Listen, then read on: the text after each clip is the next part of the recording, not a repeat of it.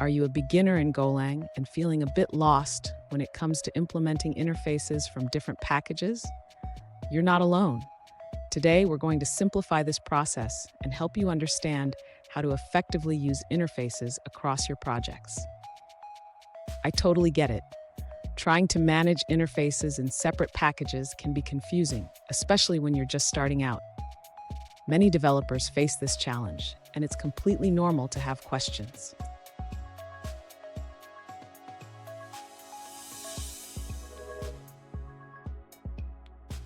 Let's dive into the specific question at hand. One user asked, "How do I ensure that Rectangle.go implements the shaper interface from a different package?" They were curious if Go's implicit interface implementation means that Rectangle.go automatically implements the shaper interface, even though it's in a different package. Sound familiar? Let's explore this together. So what's the deal with interfaces in Go? In Go, interfaces are implemented implicitly, which means that as long as your struct has the required methods, it satisfies the interface. However, you still need to ensure that your package imports the interface correctly. And stick around. At the end of this video, I'll share a pro tip that will help you manage your Go projects more efficiently. To implement the shaper interface in the Rectangle.go file, the user should ensure that the rectangle struct is defined correctly and that it includes the area method. Next, the user needs to ensure that the Rectangle.go file imports the interface's package correctly. This is crucial for the Go compiler to recognize the shaper interface.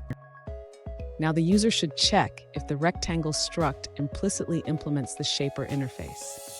In Go, this happens automatically if the struct has the required methods.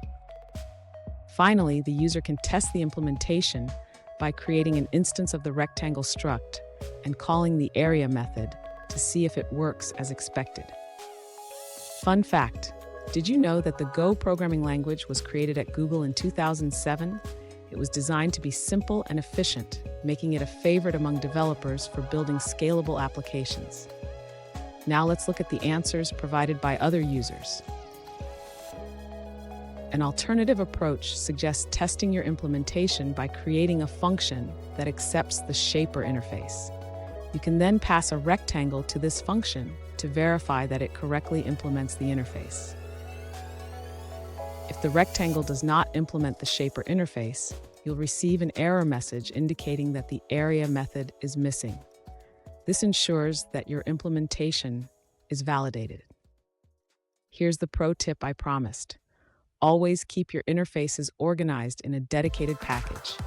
This not only helps with clarity, but also makes it easier for other teams to implement custom plugins. And there you have it. You should now have a clearer understanding of how to implement interfaces from different packages in Golang. Remember, practice makes perfect. If you found this video helpful, don't forget to subscribe for more tips and tricks.